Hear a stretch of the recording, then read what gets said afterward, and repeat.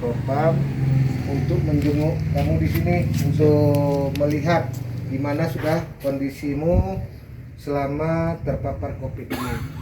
Jadi tolong nanti pada saat isolasi mandiri ini kamu jangan berdiam diri di rumah saja, Ting. Ya, lakukan olahraga pagi, olahraga.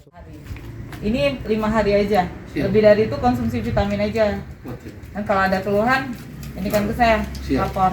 Dan kita kan tetap monitoring ya setiap hari. Ini ya.